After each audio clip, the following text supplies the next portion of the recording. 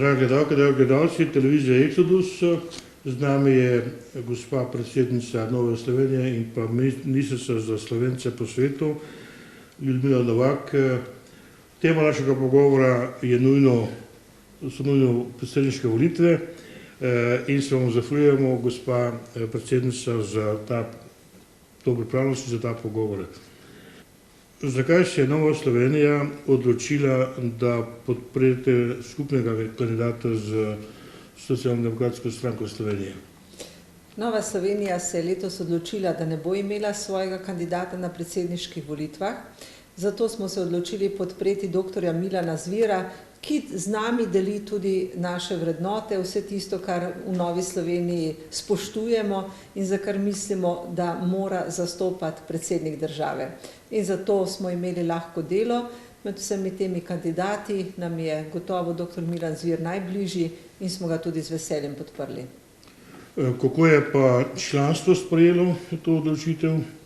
Članstvo je to odločitev sprejelo z odobravanjem, tako da smo ga že kmalu potrdili tudi na svetu stranke in sedaj se Nova Slovenija aktivno vključuje v kampanjo, v podporo in seveda upamo, da bo prišel drugi krog, v drugem krogu bomo pa spet napeli vse sile, da bi zmagal. Katere so stvari, ki so najbolj skupne glede na program stranke in glede na program, ki ga ima kandidat Zvir? Kandidat dr. Milan Zvir se zavzema za demokratične vrednote, za poštenost, za enakost pred zakonom, tudi za to, da predsednik spoštuje vse državljane, da jih ne razlikuje na naše in vaše in da zavzame neko državniško vlogo ali pa položaj pri vsakodnevnih težavah, odločanjih, s katerim se ukvarja aktualna politika.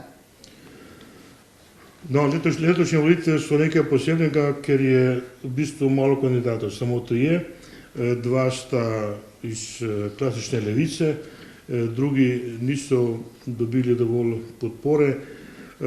Kako se to razlagate, to veliko spremembo? Jaz sem zadovoljna, da so samo 3 kandidati, sicer bi lahko bil tudi kakšen več, ampak glede na to, kakšni kandidati so se v začetku prijavljali, mislim, da nobeden ni bil prav resen kandidat. Vsak je požel 5 minut slave, da je bil v medijih, vendar nihče ni bil takšen kandidat, da bi bilo pričakovati, da bi dobil širšo družbeno podporo. Zato je prav, da so na koncu ostali tisti 3 najbolj resni, ki so se tudi dobro pripravili za to kampanjo. No, v čem je ta dobra priprava, recimo, gospoda predsednika Türka in pa gospoda Boruta Pahorja? Vsi 3 kandidati so v slovenskem političnem prostoru že uveljavljeni, znani, vsak ima neko politično pot za seboj, zato so seveda tudi zelo prepoznavni. Vsak ima tudi neke prednosti, tudi lahko nekaterim očitamo tudi neke napake, ki jih je naredil na svoji politični poti. Z tega vidika je mogoče škoda, da ni nekaj drugih svežih kandidatov, vendar seveda morajo biti taki kandidati, ki vzbudijo neko zaupanje pri državljanih, ne pa da se prijavi v kampanjo kar tako, da požanje nekaj slave. No, zdaj, če tako razmišljamo o gospodu Türku, ta mandat, ki ga je do sedaj opravil, ni najbolj povezovalen v slovenskem prostoru. A je upanje, da bi se tu kaj izboljšalo? Sedanji predsednik Türk je takoj v začetku pokazal, da pravzaprav se močno nagiba na levo stran. Naredil je tudi nekaj takšnih napak, če spomnimo samo na Hudo jamo, ki jo je označil kot drugorazredno temo. Tudi sama poznam še nekaj drugih primerov ali pa podelitev odlikovanja Ertlu. Vse to mu ne šteje v prid oziroma ni v njegov prid, In tukaj se je potem slovenska javnost tudi razdelila. Če sem tudi sama premislila, da se je postavil nad to aktualno politiko, je kasneje pač večkrat dokazal in tudi ob sedanjih aktualnih dogodkih dokazuje, da se vedno postavi na stran levice. Sama si pa želim predsednika, ki bi se dvignil nad to vsakdanje dogajanje in dejansko povedal tako, da bi imela njegova beseda težo, da bi mu ljudje zaupali, da bi iz tega spoznali, da ima dejansko neko državniško držo in da mu je predvsem mar Slovenija država, ki jo zastopa, ne pa podpora tej ali oni politični opciji. No, omenili ste vaše razmišljanje o vlogi predsednika. Kako vi vidite vlogo predsednika sedaj v teh časih, ko dejansko vse evropske države iščejo nov profil, pa nov pot v prihodnost? Po vašem mnenju, vi, ki vodite stranko in po poklicni dolžnosti razmišljate tudi o tem, kaj je dobro za Slovenijo, kakšnega predsednika bi rabili? No, nekaj sem že povedala, zagotovo takšnega, ki se postavi na takšno pozicijo, da gleda na dobrobit države. Pri tem, kot sem dejala, ne sme se vpletati v aktualne vsakdanje odločitve strank, vlade, koalicije, ampak mora podpirati vse tisto, kar je po njegovem mnenju v prid države. Tukaj je sicer naloga predsednika zelo težka, ker nekdo ga je podpiral na volitvah, nekdo ga podpira in zato se prav sedaj v času volilne kampanje kaže, da aktualni predsednik zagovarja stališče, ki jih zagovarja opozicija in nasprotuje temu, kar pač predlaga vlada.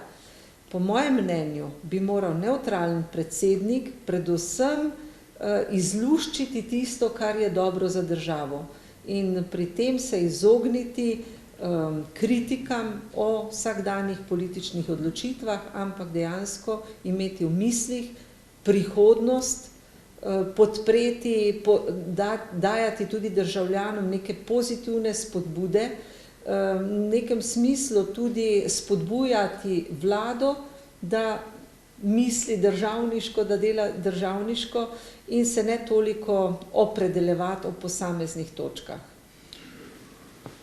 Torej, predsedniška vloga je večplastna, prav gotovo, ne? Če gremo sedaj od notranje samo za Slovenijo, tukaj bi rekel, da je zelo pomembno, kako predsednik nekako nasloteva in razlaga in tolmači tiste globoke težnje naroda samega. In da tukaj, ko ste rekli, da ima potem eno držo, ki daje smernice za naprej. Kaj se vam zdi, kaj je danes v slovenskem političnem prostoru tisto, kar je najtežje premakniti? Najtežje je premakniti to delitev na leve, desne, naše, vaše, ker to izhaja tudi iz naše zgodovine, iz naše preteklosti. Predvsem ta drža, da smo vsi državljani te države, da imamo pravico različno razmišljati, vendarle vsi stremimo k nekemu skupnemu cilju, k temu, da bi bila naša država dobra mati vsem državljanom, da bi se razvijala v neko pozitivno smer in da bi iskali načine, kako živeti skupaj, če tudi smo različni, čeprav imamo različne poglede tudi na našo zgodovino. In predsednik mora tukaj opraviti zelo pomembno vlogo povezovalca, torej, da se ne postavlja na eno ali na drugo stran, ampak ljudi, državljane spodbuja k temu sodelovanju, k temu ne tako velikim delitvam in pa tudi mora vlivati optimizem, ker pri nas se je sedaj pojavilo zelo neko nek velik pesimizem, kritika, vse okrog nas. Seveda tudi k temu pripomorejo mediji in tudi protikrizni ukrepi, ki zagotovo niso prijetni. Predsednik pa mora državljane spodbujati k temu gledanju naprej in tudi pomagati razlikovati, zakaj so neke stvari potrebne, zakaj je potrebno, da v Sloveniji sprejemamo določene protikrizne ukrepe. Torej, mora usmerjati državljane in njihov pogled v prihodnost. Kakšna pa je vloga po vaše predsednika posamezne države, v tem primeru Slovenije, znotraj Evropske skupnosti? Ker Slovenija je tvorni član Evropske skupnosti in on kot predstavnik Slovenije ima tudi veliko besedo, pogled, tudi on je tisti, ki zadnji da neko mnenje, o kaj državi je, kaj je tukaj sedaj najbolj pereče na tej ravni Slovenija, pa Evropska skupnost in pa ta razvojna dinamika v Evropski skupnosti. Predsednik države predstavlja državo navzven. Zato je še kako pomembno, kakšno podobo ima predsednik tudi zunaj slovenskih meja. Kajti svojo pozitivno podobo lahko zelo pripomore k večjemu ugledu neke države. In tudi stiki z drugimi državniki, sosednjimi državami, tudi stiki z najvišjimi evropskimi inštitucijami so pomembni. Kajti konec koncev vse te države in inštitucije vplivajo tudi na to, kako Evropa ali druge države gledajo na Slovenijo. Zato je ugled slovenskega predsednika ali pa predsednika države zelo pomemben tudi za odnos drugih do naše države. No, če sedaj gremo vsake od teh kandidatov, kako se tukaj nekako postavljajo. Predsednik Türk do zdaj, kaj je kaj takega, da posebej izstopa? No, pri predsedniku Turku je problem, ker del slovenskih državljanov ga pač doživlja kot predsednika samo drugega dela državljanov in menimo, torej, da ni predsednik vseh državljanov in na ta način, če nima takšnega ugleda doma, je potem tudi težje predstavljati državo nasproti drugim državnikom. Potem kandidat Borut Pahor ima za sabo določeno politično kariero, nazadnje je bil neuspešen kot predsednik vlade. Zato sama menim, da se v tej vlogi, v kateri se sedaj pojavlja, oziroma menim, da bi bil kot predsednik države zagotovo boljši, kot je bil kot predsednik vlade, vendar ta izguba zaupanja, ki jo je doživel kot predsednik vlade, vseeno sedaj pušča nek grenak preokus, neko grenko sled, da sama nimam velike naklonjenosti do njega, kajti prejšnje funkcije ni prav dobro opravil. In sedaj doživljam to, da bi ga nagradili za to, ker je konec koncev tudi on pripomogel, da je danes Slovenija takšna, kot je. Zato se mi ne zdi prav, da takšne kandidate potem nagradimo še z neko višjo funkcijo. No, tukaj lahko veste bolj natančno.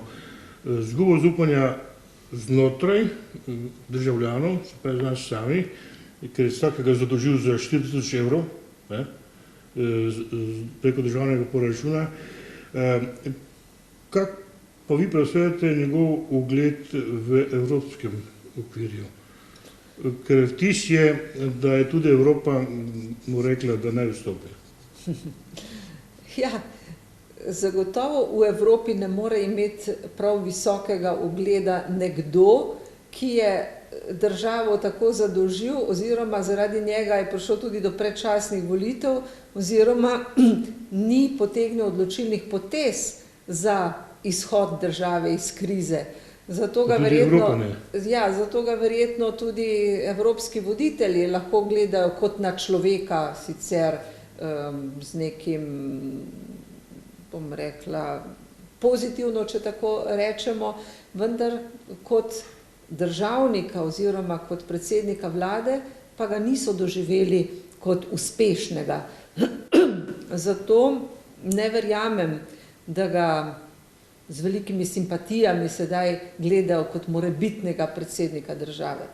Kar se pa tiče doktorja Zvira, on je trenutno evropski poslanec, prej je bil uspešen minister za izobraževanje, torej še nima za seboj neke take velike napake ali pa nekaj negativnega, kar bi že vnaprej predpostavljalo, da ne bo uspešen predsednik države. Zato ima tukaj zagotovo neko psihološko prednost.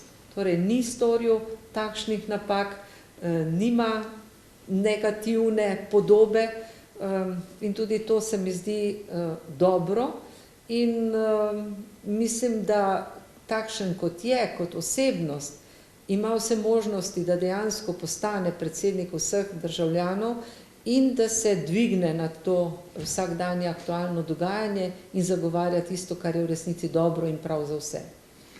Po vaši presoji, kako se giblje v teh evropskih ustanovah kot evropski poslanec? Imate kakšne informacije več kot mi, navadni državljani? No, v Evropskem parlamentu je še vedno nekaj mojih bivših kolegov, s katerimi se občasno srečam, nazadnje tudi na kongresu Evropske ljudske stranke v Bukarešti, potem malo povprašam tudi o slovenskih poslancih in o doktorju Milanu Zviru, ki je mene nadomestil tako rekoč v odboru za kulturo in izobraževanje, se je dobro izkazal, zato imam o njem pozitivne informacije. Kako pa vidite na te kandidate kot predsednike na globalni ravni? Zdaj se bila v Evropi. Globalna raven je pa istočasno Slovenija v globalnem procesu plus Slovenija znotraj Evropske skupnosti v globalnem procesu in kako je tukaj predsedniška vloga pomembna. Ker to gre za velika pogajanja, bolj si gospodarska, bolj si politična, bolj si razvojna. Kako tukaj vidite vlogo predsednika v tem času, v 5 letih? Ja, predsednik slovenske države ima bolj reprezentativno vlogo, torej predstavlja državo navzven, nima pa takšnih konkretnih nalog, kot jih ima na primer predsednik vlade, ministri. Zato menim, da ta predsednik slovenske države mora biti predvsem osebnost, državnik, ki nas dobro predstavlja navzven, ni pa toliko zadolžen za neke konkretne naloge, povezave. Seveda pa svojo osebnostjo pa lahko poveča ugled Slovenije, kjerkoli se pač pojavi in reče kakšno dobro besedo tudi za slovensko gospodarstvo, za gospodarske povezave. Se pravi, da ta osebna pobuda je odprta zadeva. To ustava ne opredeljuje. Več, ko naredi, več, ko ima osebni pobud, boljše je. Ja, gotovo ga zakon omejuje pri njegovih nalogah in funkcijah, ampak vsak človek je samo svoja oseba in tudi s svojim pristopom, svojo osebnostjo, svojim osebnim odnosom do drugih ljudi ali pa do partnerjev lahko pri drugih zbudi neke simpatije ali neko bolj pozitivno razmišljanje o nekom. Seveda je od vsakega posameznika tudi ta osebnostna plat zelo pomembna, kako naveže stike z drugimi, kako se pokaže navzven. To zagotovo je pomembno, kajti tudi predsedniki držav so ljudje. No, sedaj še bomo ta naš pogovor razširili malo na Slovence po svetu. Vi kot ministrica za Slovence po svetu, kaj Slovenci po svetu pričakujejo kakšnega predsednika sedaj v tem času? Slovenci po svetu in zamejstvu si pravzaprav samo to želijo, da bi bili enakovredni obravnavani v Sloveniji kot enakovredni del narodnega telesa, spoštovani, cenjeni, dobrodošli, kajti iz preteklosti imamo tudi povsem drugačne izkušnje, ko niso bili dobrodošli, marsikdaj zasramovani, ne bodi jih treba, celo zasledovani, kontrolirani. Tako da si predvsem zato prizadevam, da bi Slovencem po svetu in zamejstvu pokazali, kako so nam dragoceni, dobrodošli, zaželeni in da s tem, ko so se zaradi takšnih ali drugačnih razlogov odselili, izselili, so še vedno doma dobrodošli in si želimo, da matična domovina, da z njimi sodelujemo, da se vračajo domov, da izmenjavamo izkušnje, da navezujemo tudi poslovne stike, kolikor so pač na takem položaju, da ohranjamo stike med znanstveniki, skratka, da to, kar so se naučili, spoznali v tujini, na nek način delijo tudi svojo domovino. In predsednik države bi seveda moral zavzeti tako držo do slovenskih državljanov zunaj slovenskih meja ali pa samo do Slovencev po poreklu, da bi jim pokazal, da bi jim povedal, da jih prav tako spoštuje in da so prav tako del slovenskega naroda. No, jaz imam podatek, da recimo Italijanov izven Italije je okrog 110 milijonov, enkrat več kot v Italiji. Kakšno so ta razmerja Slovenci po svetu, pa Slovenci doma, koliko je Slovencev po svetu, ki so tako drugače povezani, bori si direktno, bori si preko porok, preko družinskih vezi. Imate kakšne podatke? Ja, natančnih podatkov zagotovo nimamo. Imamo določene podatke, kako se opredelijo pri različnih anketah. Potem seveda imamo podatke o tistih, ki so slovenski državljani, vendar imamo veliko Slovencev, ki se opredeljujejo kot Slovenci po poreklu ali potem so že njihovi otroci, vnuki, ki nimajo našega državljanstva, pa vendar čutijo slovenske korenine in mešani zakoni in tako naprej. Tako da imamo neke ocene približne, da zunaj slovenskih meja živi okrog 500 milijona Slovencev. To seveda je ne nazadnje zelo veliko, glede na to, da nas je samo 2 milijona. Potem pa seveda so slovenske narodne skupnosti, ki živijo, ali manjšine, ki živijo v vseh 4 sosednjih državah. Največ jih živi v Italiji, potem v Avstriji, potem pa tudi v Porabju in na Hrvaškem. To so bolj zahtevni podatki. Recimo v Italiji po ocenah živi okrog 85.000 Slovencev, na Hrvaškem je naša ocena, da jih je 20.000, na Madžarskem ocenjujemo, da jih je okrog 5.000, v Avstriji tudi po ocenah 25.000. Kot pravim, te podatki niso točni, kajti to so ocene, ker do točnih podatkov je zelo težko priti. To je pa knjiga, ki pravzaprav popisuje vse dogajanje v obdobju, ko se je reševalo vprašanje dvojezične topografije v Avstriji. Žal samo v zvezni deželi Koroški ostaja še manjšina v zvezni deželi Štajerski, kjer pa seveda so drugačni pogoji in kjer pravzaprav bomo poskušali še v dialogu z Avstrijo najti tudi ustrezne rešitve za to manjšino. Ena od bistvenih zadev za koroške Slovence, da ima svoj časopis v slovenskem jeziku, ki pokriva pravzaprav celotno dvojezično območje Koroške, pa delno poroča tudi o dogajanju v Sloveniji, tako da je to eden od pomembnejših projektov, ki jih podpira Urad Vlade za Slovence za zamejstvom po svetu. No in kako so Slovenci v zamejstvu povezani s Slovenijo? Kakšni stiki so že vzpostavljeni, kakšne stike si želite vzpostaviti? Slovenci v zamejstvu so tesno povezani s slovensko državo in tudi Slovenija je sprejela obvezo, da jim pomaga ohranjati slovensko identiteto, kulturo, tudi športno delovanje, povezovanje na področju gospodarstva, znanstvenega sodelovanja in tako naprej. Zato Slovenija ohranja Urad za Slovence za mesto in po svetu, ministra pristojnega za to in pa namenja seveda tudi proračunska sredstva za delovanje organizacij v zamejstvu.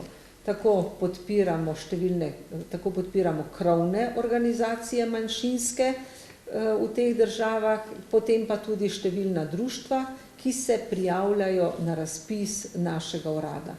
In na ta način dejansko pomagamo ohranjati slovenski jezik, s tem, ko podpiramo učenje slovenskega jezika, ko podpiramo delovanje na kulturnem področju, kulturna društva, pevske zbore, glasbene šole, tudi nekatera športna društva, slovenska, ki so zelo aktivna, predvsem v Italiji in pa na Koroškem, kajti tudi šport je močan povezovalni element, predvsem za mlade.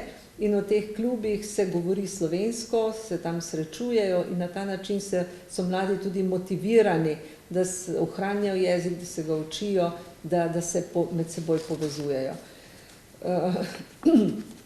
Tako da Slovenija to močno podpira, to je tudi strateškega pomena na nek način, da imamo v drugi državi Slovence, ki se tako čutijo, ki so tudi neki most med dvema državama.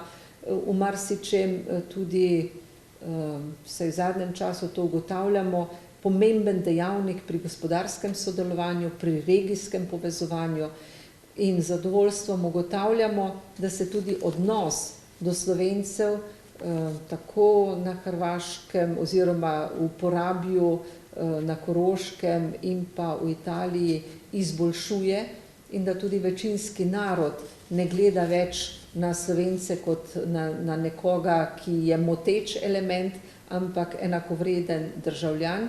In zato se mnogi tudi učijo slovenščino, dajo otroke v slovenske šole, ker si pač želijo tesnejše povezovanje, sodelovanje in mnogi tudi doživljajo to kot neko bogatstvo ali pa dodatno prednost na nekem območju. A imate kakšno idejo, kako vam bi to uspelo? Kako je nastal ta premik? Je to zdaj vloga samostojne države, večje skrbi Slovenije za Slovence v zamejstvu, ali je pa to tudi sad nekih novih idej, politike pa... No, gotovo je več razlogov. En razlog je zagotovo ta, da je Slovenija po letu 1991 postala bolj demokratična država, samostojna država in če je v preteklosti bil tisti strah ali pa odpor do komunistične države, se je to v tistem trenutku začelo spreminjati. Potem druga prelomnica je zagotovo vstop v Evropsko unijo in pa, ko so meje postale bolj odprte, večja možnost sodelovanja, prehajanja meje.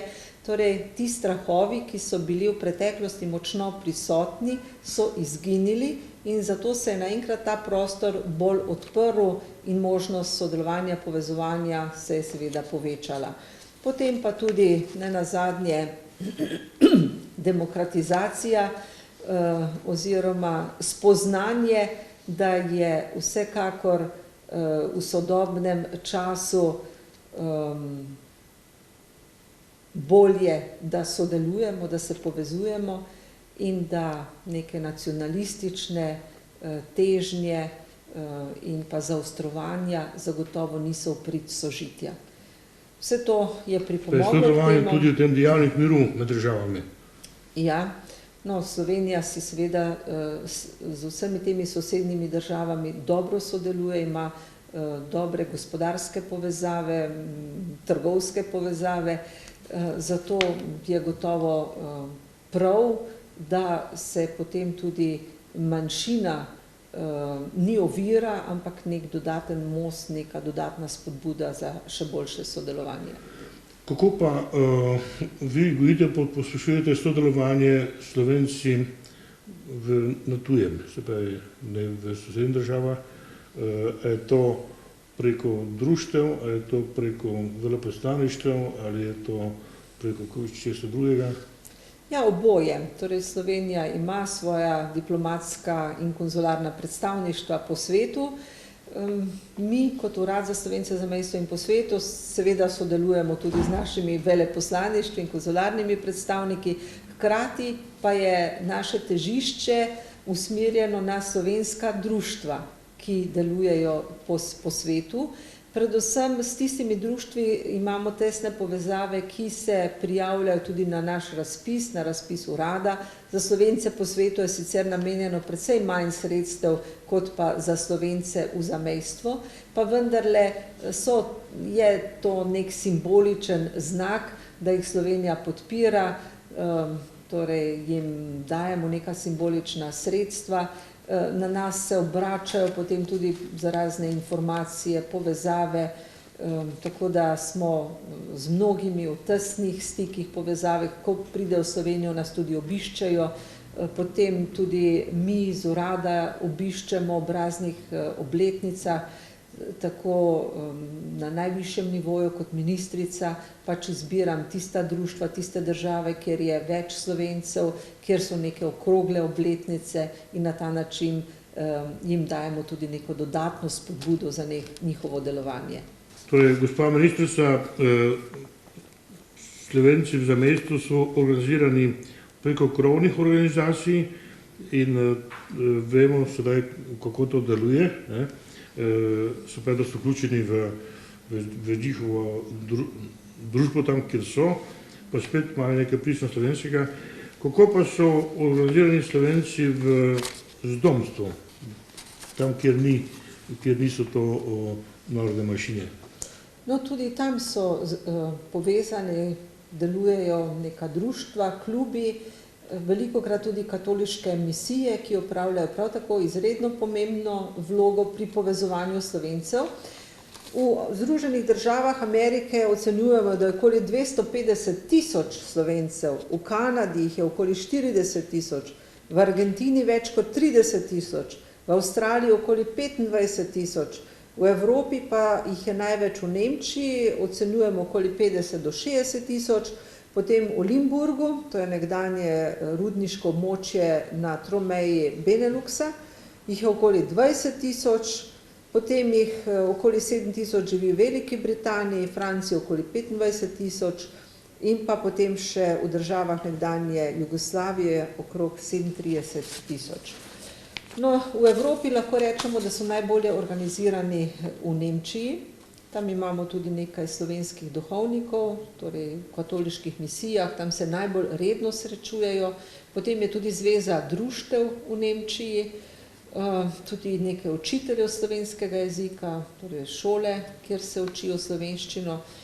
In ker je Nemčija sorazmerno blizu Sloveniji, imajo tudi pogoste stike s Slovenijo, zato so tudi mlajše generacije motivirane za učenje slovenskega jezika in se tudi vključujejo v društva, potem obiskujejo pouk slovenskega jezika.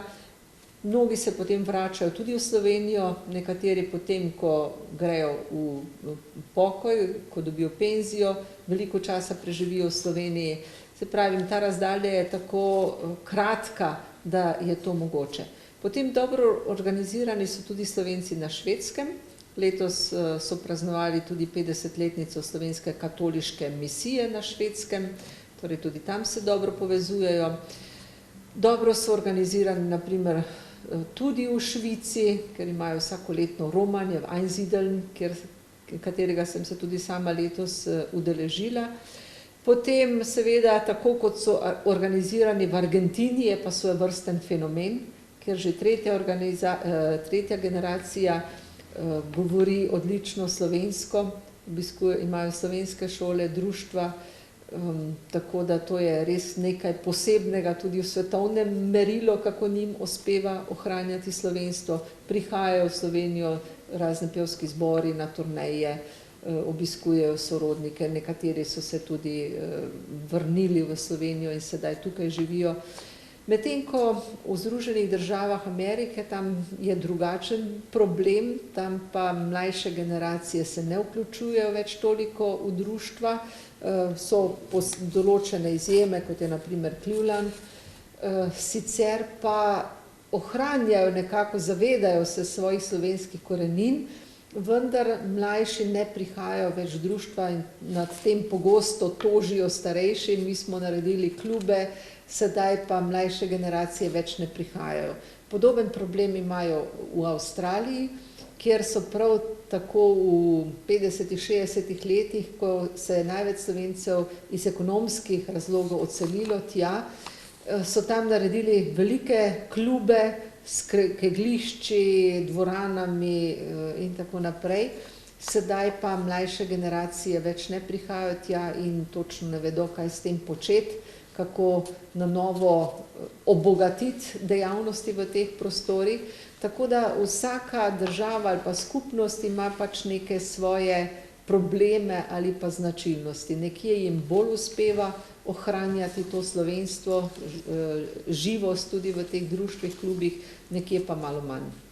No, kaj pa glede na uspešnost, bodisi gospodarsko, bodisi strokovno, bodisi znanstveno, kako so se Slovenci uveljavili v novi domovini? A so to izobraženi ljudje, so to večinoma podjetniki, ali kako imate vtis? No, prej sem izpustila Kanado. Tudi v Kanadi so Slovenci zelo dobro organizirani in celo tudi nekako uspevajo ohranjati to slovenstvo. Sicer pa lahko rečemo nasplošno, da Slovenci, tisti, ki so se izselili, dokaj uspešni. Med njimi najdemo take zelo podjetne, ki so uspeli na gospodarskem področju tako rekoč iz nič priti do najvišjih položajev oziroma si ustvariti premoženje, pa tudi do takih, ki živijo bolj skromno oziroma spadajo v neki srednji razred.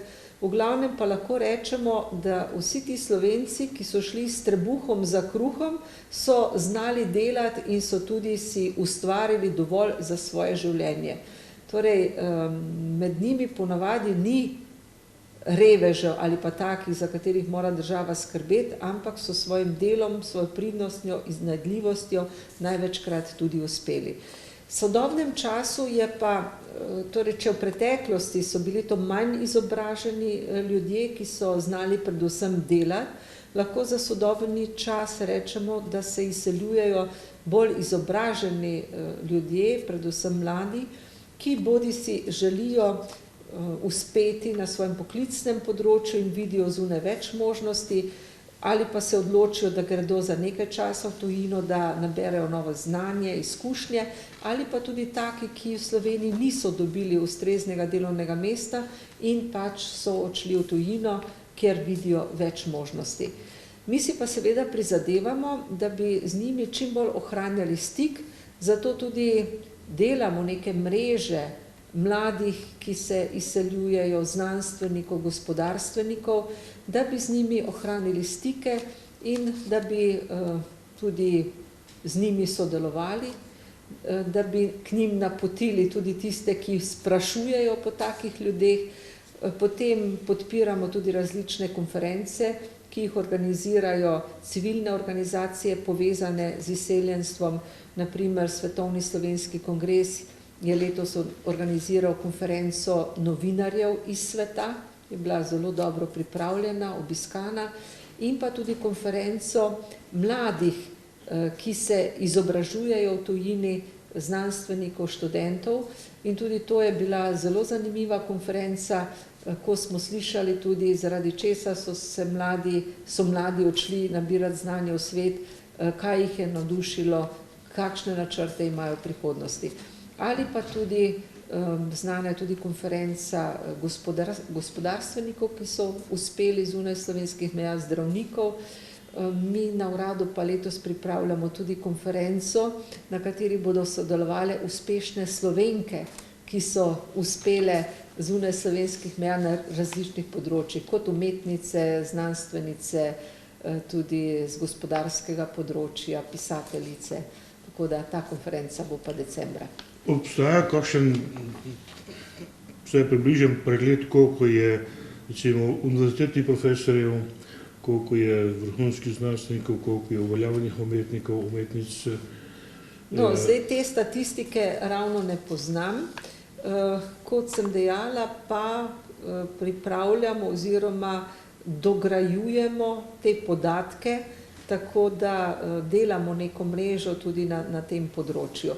Se pa to nenehno spreminja, kajti eni odhajajo, drugi se vračajo, tako da je to tudi zelo težko oceniti, koliko je pravzaprav takšnih ljudi. No, mogoče še tako vprašanje, čisto nekaj posebnega. Je kakšna razlika med Slovenci, ki so šli, kot pravimo, iz ekonomskih razlogov, s trebuhom za kruhom, in politična emigracija? Ker je bolj uspela v vseh teh segmentih, vseh teh usedlinah? Ja, to je zdaj težko kar tako reči. Znano pa je, da v Argentini je zagotovo največ političnih emigrantov in ker so bili nekako na silo izgnani, jim je pa slovenstvo veliko pomenilo, zato so se tam tudi dobro organizirali in zato tudi tam najbolj živijo to svoje slovenstvo in ga tudi ohranjajo. Tako da z tega vidika lahko zagotovo rečemo, da je politična emigracija uspela ohraniti ta pristen ali pa globok odnos do svoje domovine. Seveda pa imamo takšne politične emigrante tudi v drugih državah, kjer pa je tudi veliko ekonomskih emigrantov in ta ločnica ni tako močna, kot je vidna prav pri Argentini. Da se moramo zdaj malo še k volitvam v Sloveniji. A se vam zdi, da je v tem času, zdaj predvolilnem, recimo vprašanje etičnosti, vprašanje vrednot, vprašanje tistih globinskih odločitev za prihodnost, da je to malo v drugem planu?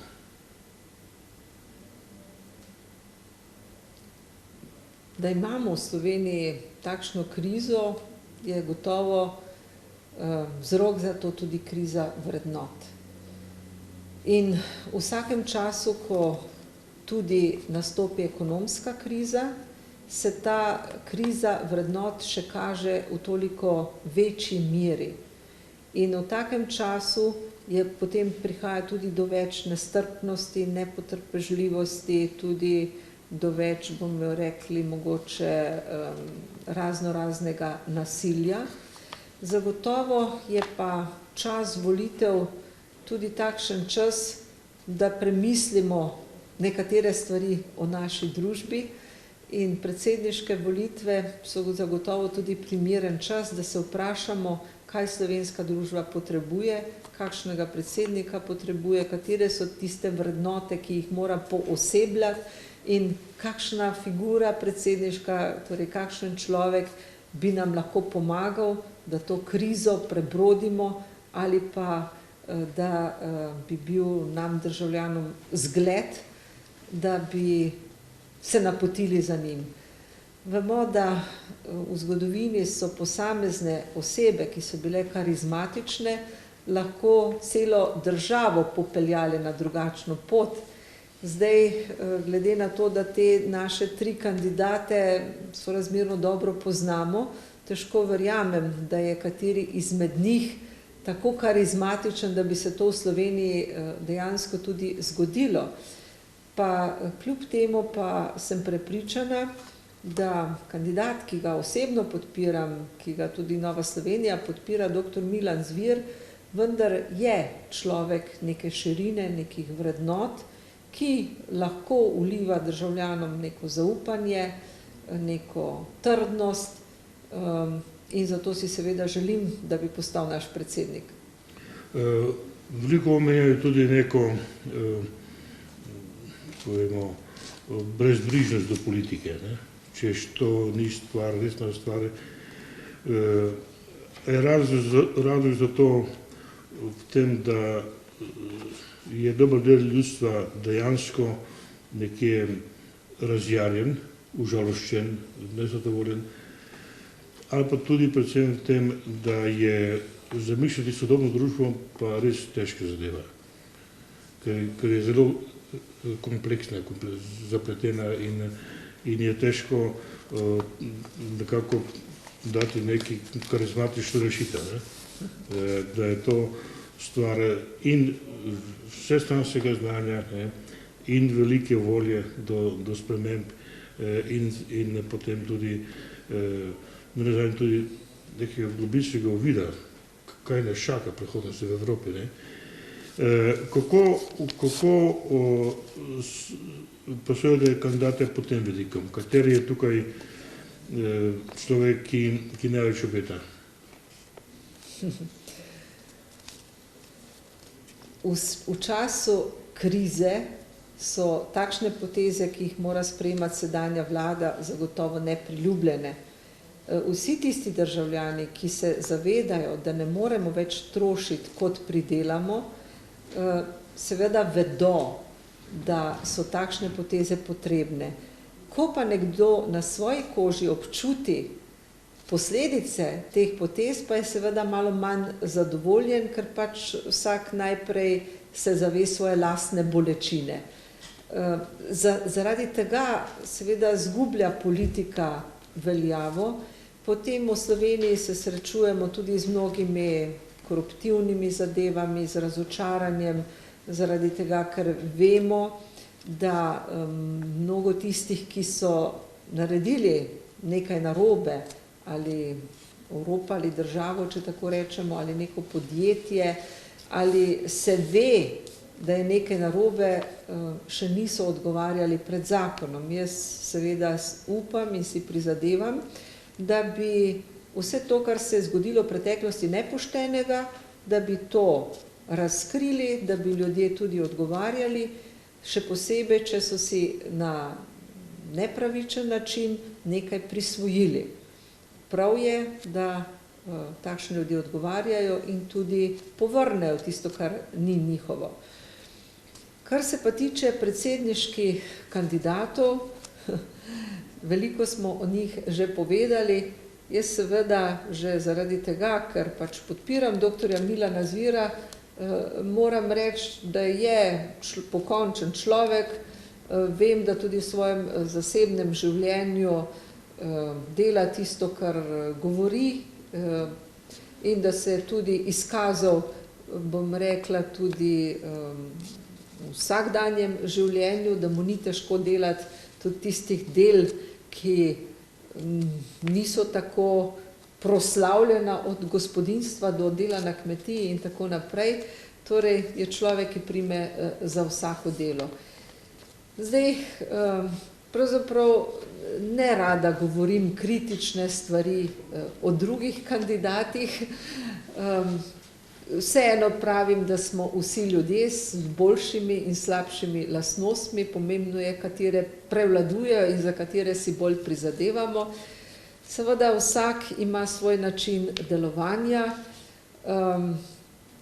Zame pač dr. Milan Zvir dejansko pooseblja nekega človeka, ki mu ni tuje vsakdanje delo, pristop do ljudi in ni to samo neka predvolilna poteza, tako morda kot nekaterih, ki vsak dan delajo druga dela, pa je vprašanje, kako pa v vsakdanjem življenju ta druga dela opravljajo, ali jim je kaj do njih. Tako da jaz se bolj nagibam k temu, da vsak človek, ki pride na neko funkcijo, ostane najprej človek, spoštuje vsakega človeka, ne glede na njegovo funkcijo, položaj, ki ga zaseda, kajti vsaka funkcija pride in tudi odide. Zato je na koncu najpomembnejše, kakšen si kot človek in kakšen odnos imaš do soljudi. Ta vidik je v tej kampanji res v ospredju. Prej se je bolj tako tehnika propagandnih trikov, koga izločiti, koga postaviti. Tukaj pa sedaj dejansko gre za presojo kakovosti osebnosti. In Ja. to je dobra stvar te kampanje. To je dobra stvar, kajti pokazalo se je, da so te kampanje tudi zelo drage, če si hočeš privoščiti nekaj več, ampak v času krize očitno nobeden izmed kandidatov nima tako močnih podpornikov, da bi si lahko privoščil nekaj posebnega. Zato so te kampanje dokaj skromne, sorazmerno enostavne in ni nekih zelo velikih pompoznih zadev, kar je po svoje tudi dobro. Mislim pa, da lahko neka dobra kampanja naredi tudi to, da ljudje izvolijo napačnega kandidata. Kajti nekdo, ki je lahko zaradi propagandnega stroja poveličan in zgleda kot najboljši, se na koncu izkaže, da je bilo to samo delo propagandnega stroja, ampak da pa v resnici ni to, kar ga je propaganda prikazovala. Vi ste v bistvu oseba, ki dela v politiki. Kaj ste se naučili v tem času za delo v prihodnosti v politiki? Borite si v stranki, borite si zdaj kot ministrica za Slovence po svetu, borite si čisto na osebni ravni. Ja. Naučila sem se predvsem to, da ne glede na to, kako me ljudje ocenjujejo, skušam delati dobro po svojih najboljših močeh, po svojem znanju, da me kritike ne prizadenejo na ta način, da bi rekla, zdaj se pa ne splača več truditi, ali pa da bi me vsaka kritika potrla in bi rekla, saj je brez veze, saj ljudje tega tako ne spoštujejo, ne cenijo. Na funkciji, ki jo opravljam, si pač prizadevam torej delati po svojih najboljših močeh in se ne oziram na te javne kritike, ker politik je pravzaprav malokrat pohvaljen.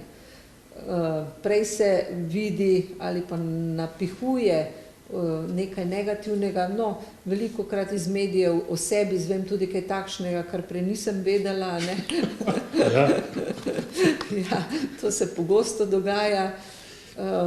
Ob tem pa skušam ostati mirna in tudi vedoč, da je vsaka funkcija omejena, da zdaj sem pač za nekaj časa to funkcijo imam, jo opravljam, potem bo to minilo, bojo prišle druge obveznosti, druge naloge in da je pomembno, da jo pač sedaj čim bolje opravim. In da v sebi ta optimizem krepite. Ja, optimizem ali pa tudi mir, ker vem, da pa vse ni mogoče, ljudje imajo velika pričakovanja, seveda tudi jaz si želim, da bi lahko delala kar najbolje, da bi lahko pomagala ljudem. Name se obrača tudi veliko ljudi s konkretnimi prošnjami, največkrat za službo in mi je zelo hudo, ko moram reči, žal pač službe ni, ne morem, ne da se, a ne. Tako da rad bi pomagal, pa ne moreš, narediš pa tisto, kar lahko in moreš. Gospa predsednica, hvala za ta pogovor. Hvala tudi vam.